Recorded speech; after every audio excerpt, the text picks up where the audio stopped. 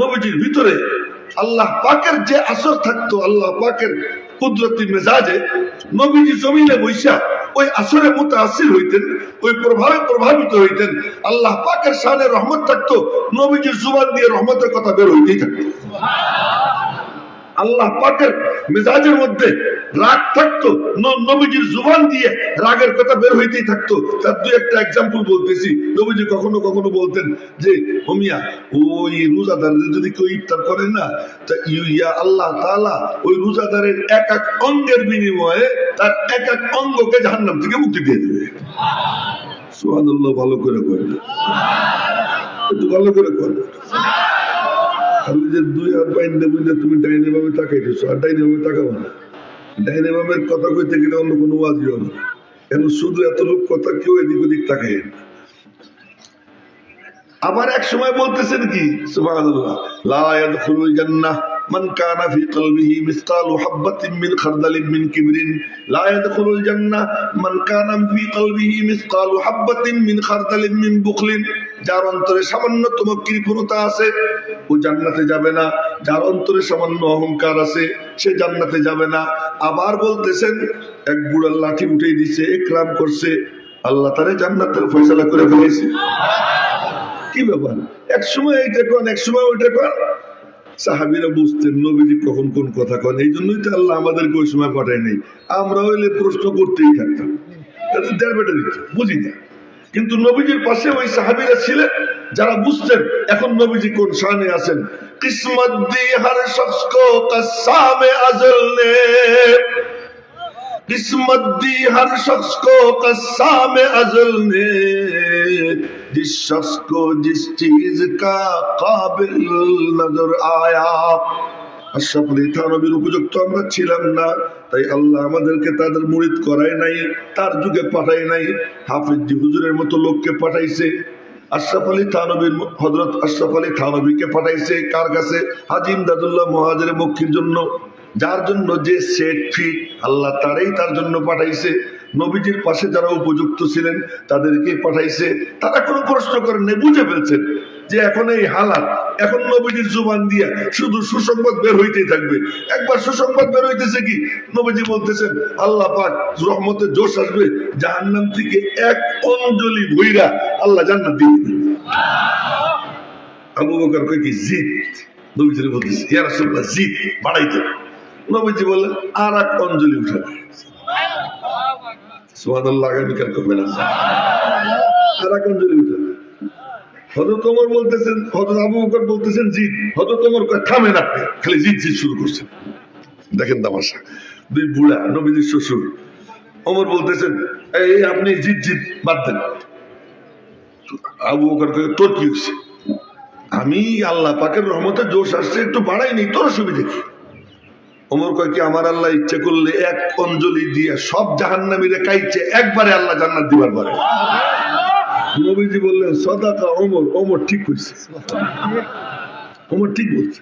তার মানে আল্লাহ পাক কখনো শানে রহমতের মধ্যে ডুবে থাকতেন। ওই শানে রহমত যখন আল্লাহ পাকের শানে রহমতের মধ্যে জোশ আসতো, নবীজির উপরে ওর প্রভাব পড়তো, আর নবীজি ওইগুলো বলতে থাকতেন শুধু রহমতের কথা, সুসংবাদের কথা।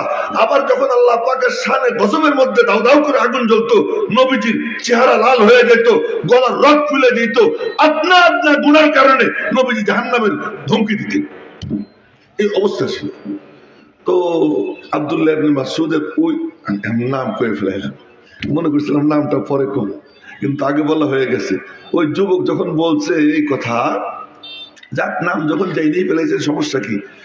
তো ওই যুবক যখন এই কথা বলছে যে আমি তো চাকর, আমি তো মালিক না, তো নবীজির ভিতরে জজবা এসে গেছে। বললেন আবু বকর ঘরে গিয়ে বলো তো, যে বকরির দুধ নাই ওই বকরির থেকে যদি দুধ খাই আমরা, ওর কোনো আপত্তি আসেনি? তো গিয়ে বলছে তোমার যে বকরির দুধ নাই ওখান থেকে খাইলে কোনো আপত্তি আসেনি। তাতে কি আপত্তি? তো নবীজি দুধহীন বকরির একটা স্তনে গিয়ে হাত লাগাইছে, হাত লাগাইছেন আর দুধে ভরে গেছে। এবার ওখান থেকে দুধ দহন করছে, নবীজি খাইলেন, আবু বকর খাইলেন। আর আমাদের মতো দুধ মানে দোয়াইয়া এরপরে জ্বালাইয়া ঘোড়ার ডিম নষ্ট করে নবীজি খাইতেন না। নবীজি কাঁচা দুধ, তার উপরে ফেনা উঠতো, ফেনার উপরে পানি মেরে দিতেন, ফেনা নিচে নেমে দিত, কাঁচা সালেম সহি সালেম দুধ খাইতেন। তো ওই সময় গোস্ত খাইতেন না, গোস্ত খাইতেন তখন আর দুধ খাইতেন না। এই জন্য নবীজি কোনো সময় পেটে বুটবাট করে নেই।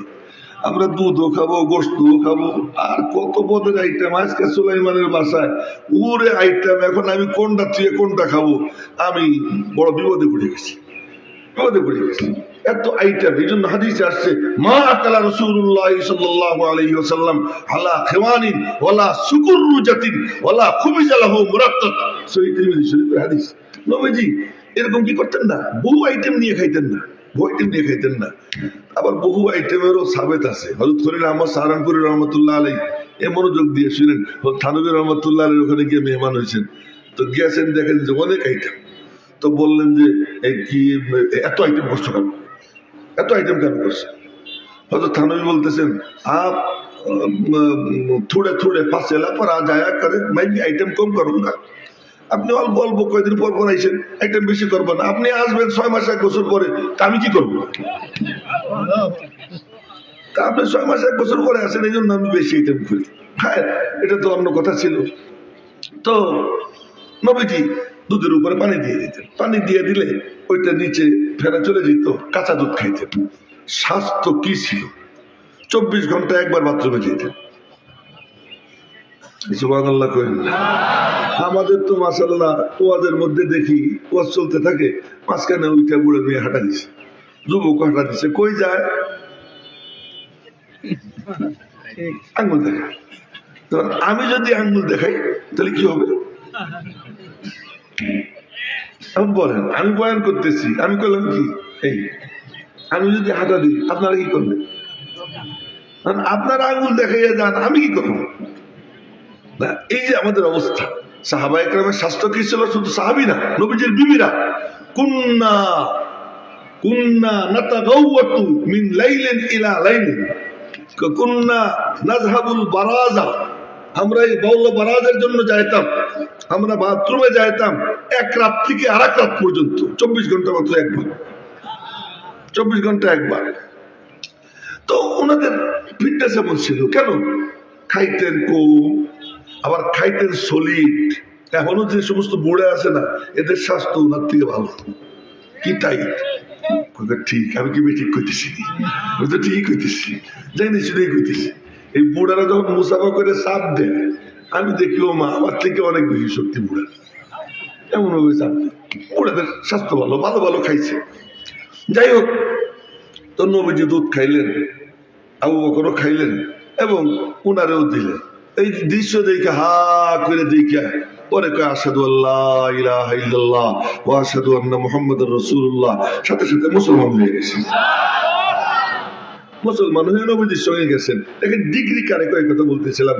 আজকে আমার বড় ভালো লাগছে হলো এটা, যে আমার উস্তাদ আল্লামা নূর হুসাইন কাসেমী রহমতুল্লাহ আলাইহি ও আল্লামা কাদিম মুতাসিম বিল্লাহ রহমতুল্লাহ আলাইহি, এই দুইজনের নাম দিয়ে বলছে, আমি ওনাদের শাগরেদ। এইটা আমার বড় খুশি লাগছে। আল্লামা লেখা দেখে একটু খুশি লাগে না, সত্যি বলতেছি, এটা মিশা কথা। এই যা লেখছে আল্লামা, এই আল্লামা ইয়াহিয়া মাহমুদ, এরপরে আল্লামা অমুক, এগুলো মিশা কথা। কি আর আল্লামা, আল্লামা এত সোজা। পরে কোনোদিন দেখা হইলে বন্দাবার মনে মনে ভাববে, হুজুর আগামী দাওয়াত চাইতেছি। পরে কোনোদিন দেখা হইলে আল্লামার বয়ান দেবো যে আল্লামা কি জিনিস। তো আব্দুল্লাহ ইবনে মাসউদ মুসলমান হয়ে গেছে। মুসলমান হয়ে এখন আর কিসের রাখা? মুওয়াহহিদ চেবর পায়ে রিজি জারাস, মুওয়াহহিদ চেবর পায়ে রিজি জারাস, যে ফৌলাদ হিন্দি नहीं बरसरास, उम्मीदो है रासस नबाशद से कास, हमी नस्त बुनियाद तौहीद बास। যার সিনার মধ্যে তাওহীদ এসে যায়, তার আর কোনো ঠেকাঠেকি থাকে না, কার কোনো ইহতিয়াজ থাকে না, কারো কোনো মুখাপেক্ষিতে থাকে না। তখন তার মধ্যে আর মালিকের মাঝখানে কোনো পর্দা থাকে না, ডাইরেক্ট আল্লাহ পাকের সাথে তার সম্পর্ক কায়েম হয়ে যায়। তো এবার আব্দুল্লাহ ইবনে মাসউদ ওই রাখালগিরি সেক্রেটারি দিয়া নবীজির কাছে গেছে। শুনেন মনোযোগ দিয়া, এ পিচ্ছি তোরাও মনোযোগ দিয়ে শুনিস, পরস্পরের কথা কইস না। আমি কিন্তু তুই পাগড়িওয়ালা, তোরেও দেখছি, এদিক ওদিক তাকাইছি, এদিক ওদিক তাকাবি না। এখন নবীজির কাছে গেছেন, নবীজি দেখতেছেন ভিতরটা তো সাংঘাতিক, যোগ্য ছেলেটা ভিতরটা খুব ভালো। আরে চামড়ার কালার দিয়ে বুঝি নজর কাড়া যায়, মোটা হয়ে বুঝি নজর কাড়া যায়। বাইতুল মুকাররমের ক্ষতি এতটুকু, কতটুকু? এতটুকু। এই আমি দাঁড়াইলে আমার এখানে হবে, আমার নিচে নিবেদন করে তারা নিয়ে গেছে। কি জন্য? ভিতরে জিনিস আছে। হ্যাঁ, তো কি জিনিস দিয়ে নজর কাড়া যায়? হুসনে পর আশিক নেহি হো, आशिक हो इन चार पर, रफ्तार पर, गुफ्तार पर, नाज पर, अंदाज पर। চামড়া দিয়ে দৃষ্টি আকর্ষণ করা যায় না, মোটা হয়ে দৃষ্টি আকর্ষণ করা যায় না। পাকিস্তানে এক দেড় ব্যাটারি আছে 25 মন ওজন, বেশি নেই। ওজন কত? 25 মন। তো 25 মনটা দেখতে কে যায়? কিন্তু মুফতি তকি উসমান হিসাব আসো, দেখেন তো কে কে যায়? পান খাইতেছে, এখান দিয়ে খোয়ার, এখান দিয়ে খোয়ার, এই চলতেছে। কিন্তু পঙ্গপালের মতো মানুষ তারা কি দেখতে যায়? কি ভিতরে জিনিস আছে, ওই জিনিস যার থাকে সে দামি হয়। আব্দুল্লাহ ইবনে মাসউদ নবীজির দরবারে গেছেন, নবীজি দেখলেন ভিতরটা তো সাংঘাতিক। বললেন, কে তুই দূরে যাবি না, আমার কাছে কাছে থাকবি। যোগ্য কাউকে পাইলে তারে কেমন কদর করতেন সাহাবীরা, উলামায়ে কেরাম জানেন। আবু জামরা নামক এক তাবেঈ আব্দুল্লাহ ইবনে আব্বাসের দরবারে গেছে। কয়েকদিন দেখে কইলেন কি, এ আবু জামরা, তুই আর কোথাও যাইস না। কি? আকিম ইনদি, আমার কাছে থাক। হাত্তা আজআলা লাকা মালা মিন নাসিবাম মিন মালি, আমি তোরে আমার মালের ওয়ারিস বানাবো। এই আবু জামরাকে নিজের কাছে রেখে দিয়েছেন। কেন? ভিতরে প্রতিভা দেখছেন। নবীজি ওই জিনিস, যার ভিতরে প্রতিভা আছে তারে দূরে সরতে দিতেন না। আব্দুল্লাহ, তুই আমার কাছে থাক। আব্দুল্লাহ কাছে থাকে। কাছে থাকতে থাকতে সবাই মনে করতো নবীজির পরিবারের সদস্য। সুবহানাল্লাহ কইতে মনে হয় দুই একজন যাও কইতেছে, শরম পাইতেছে যে ভুল হয়ে যেতেছে। সবাই মিলে কইলে কোনো গুনাহ হবে নাকি? তো সবাই মিলে বলেন সুবহানাল্লাহ। এই ফাঁকে একটা সুসংবাদ দিয়ে দিই, কামা তাহিয়াউনা তামুতুন ও কামা তামুতুনা তুবাসুন। নবীজি বলছেন, যেমন জীবন তেমন মরণ, যেমন মরণ তেমন হাসর। যার আল্লাহ আল্লাহ বলতে অভ্যাস, সুবহানাল্লাহ বলতে অভ্যাস, আল্লাহু আকবার বলতে অভ্যাস, মৌত তার ওই রকম আল্লাহ বলতে বলতে হবে। আব্দুল্লাহ ইবনে মুবারক মৃত্যু শয্যায় শায়িত, সাকারাতুল মৌতের অবস্থা শুরু হয়ে গেছে, মৃত্যু যন্ত্রণা শুরু হয়ে গেছে। এমন সময় পাশে বসে একজন ওই হাদিসের উপর আমল করে। নবীজি বলছেন, লাকিনু মাউতাকুম বিশাহাদাতি আল্লাহ ইলাহা ইল্লাল্লাহ। তোমাদের মউত এর বিছানায় শোয়া ব্যক্তির পাশে বসে বসে কলেমায়ে শাহাদাতের তালকিন করবা। তালকিন কেমনে করে? তুমি বসে বসে পড়বা, সে শুনবে, শুই না কপাল ভালো হইলে সেও পড়বে, এই কাম করবা। একজন বসে বসে কলেমা শাহাদাত পড়তেছে, কলেমা তয়বা পড়তেছে।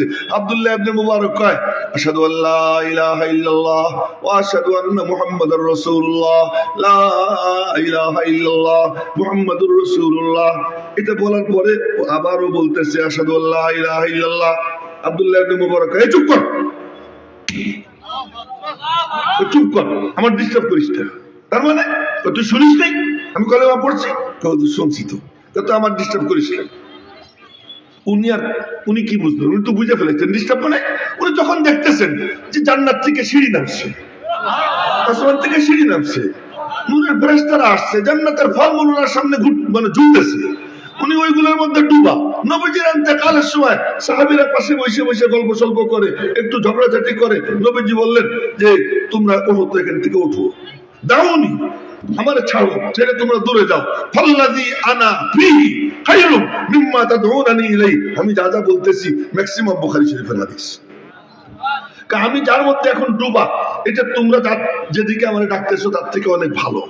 আব্দুল্লাহ ইবনে মুবারক বলতেছেন, আমি যেটার মধ্যে ডুবা আছি এইটা এখন তোরা যা করতেছিস এর থেকে অনেক ভালো।